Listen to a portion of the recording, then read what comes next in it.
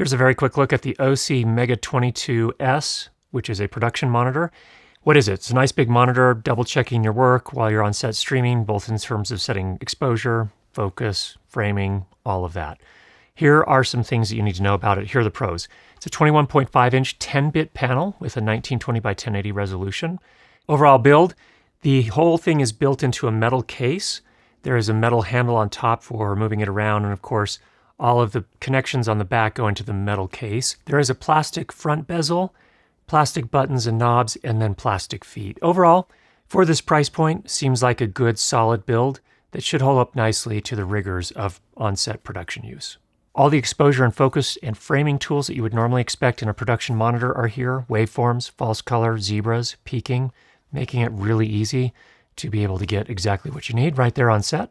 You can, of course, power via AC power, but it also comes with a Cine battery plate, either a gold mount or a V mount, so you can power it out in the field with a Cine battery as well. Included with the kit is the monitor itself, a C-stand adapter, so you can place it on a C-stand, super convenient, cheese plate, Cine battery plate, a sun hood for using it outdoors or even indoors, and a custom foam insert for a Pelican 1600 case to make it very portable. So it comes with the foam, so you're on your own to buy the Pelican case. It can also self-calibrate with an i1 Display Pro probe. You just plug it in, you go to the menu, it goes through its whole routine in about 2 minutes, and you're fully calibrated and ready to go. So it is good for color critical situations. Has up to 1500 nits of brightness, and that makes it so that you can use it indoors, outdoors, pretty much anywhere. Also with the included sun hood, you're pretty well covered. It has 2 3G SDI inputs and outputs, as well as 1 HDMI 1.4 input. Has a USB port to load the custom LUTs that you can load on there. So if you need a custom LUT that you've created, it can do that.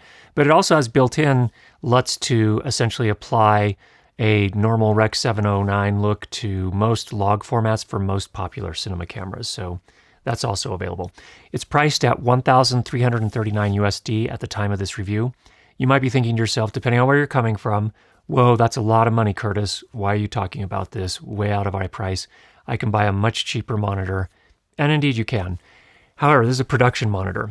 When I bought my production monitor from Flanders Scientific about 5-6 years ago, I spent over $3,500 on a 24-inch production monitor. It does not have HDMI inputs, just SDI and DisplayPort. This is much cheaper for a production monitor. And if you just want to go buy some cheap, HDMI monitor, you're not going to get the color accuracy. You're not going to get the ability to calibrate it. You're not going to get the tough build, so on and so forth. So it just depends on what you need. Not trying to sell this to you.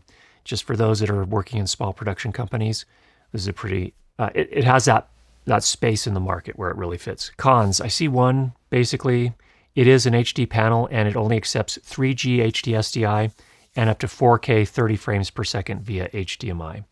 So in practical terms, you really can't display anything above 50 frames per second via HDMI or above 60 frames per second via SDI. So if high frame rate is really important to you, this monitor is out. Obviously, I think it's as a color grading monitor, as a production monitor for most commercial productions, I think this is going to be a great fit. So what's my take? I use it for all of my studio and live stream sessions. If I were choosing again today, I would buy the OSEE instead of the Flanders Scientific just to save that money. Has everything I need. It's a great monitor. Hope that was helpful. Get out there, make some great videos. Talk to you soon.